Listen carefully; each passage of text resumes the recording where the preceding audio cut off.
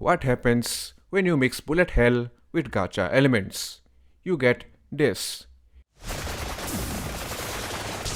If you have no idea what you're looking at, don't worry, let me explain it to you.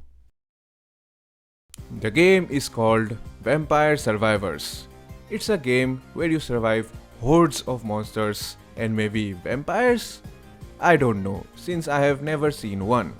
Anyway, while the game looks overwhelming and absolutely nuts, the controls are absolutely simple. You just have to move around. WASD, left joystick, touchscreen, etc. are just enough for that. You don't even need any attack buttons since the game will do that for you. The simplicity of the control scheme really shows why the game became so much popular. Other than that, the game also acts like a roguelite. Once you die, you have to start from the very beginning. To counter that, every time you level up in your run, the game gives you either weapons or other helpful items to survive the onslaught. What you get is entirely up to RNG. Once you get some weapons in your disposal, you survive until the enemies overwhelm you or the time runs out. Yeah, the timer is a weird thing to have in a game like this. Anyway, aside from all that, you can also unlock other things like characters, stages, permanent power-ups, etc. To unlock something, you will need money. Money can be found either by destroying lamps or defeating bosses. Actually, scratch that.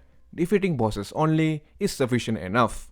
Since we are on the topic of money, let me also give my opinion on something that may be considered gacha. Apparently, the developer of this game used to work in casinos, which should come as no surprise to you since the game has sounds like this.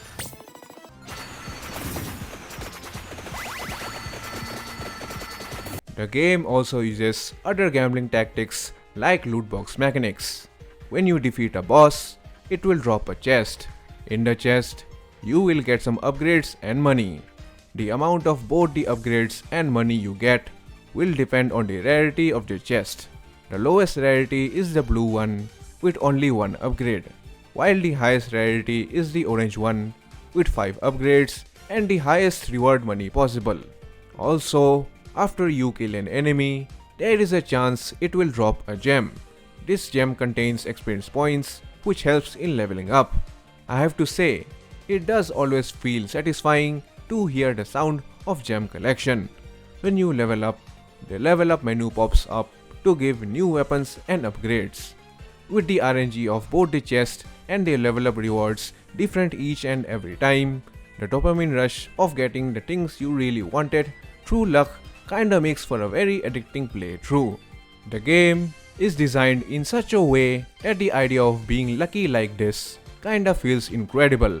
Is it psychologically manipulative? No, it is not. Despite having gacha-like elements, the game does not ask for any money. It is really designed to make you feel like a lucky winner without it trying to manipulate you. Now, apart from this, the game also excels in another area. Power fantasy. The ability to mow down thousands of enemies feels so much exhilarating. At the start, you start out pretty weak. In the end game, it gets wild. You just get to clear the room like absolute butter. As you unlock more characters and weapons, you get even more powerful than before. To give you this feeling of powerfulness, the enemies and their level also changes with time. It goes from simple ghouls to big insects to big dudes with big ass metallic armor. Sometimes the game even asks you to commit forest defenestration. While we are on the topic of power fantasy, we also need to talk about the 30-minute timer. The timer is put in the game as a clever way to limit the time players felt overly powerful. By limiting it, it feeds into the idea of player retention. After all, the game was designed to limit the supposed dosage of power fantasy. With lots of hidden unlockables in the game, it has some replayability and the ability to engage you for lots of hours. The game has a surprising amount of content despite being dirt cheap. It is quite literally a bang for your buck. In conclusion, I heavily recommend Vampire Survivors.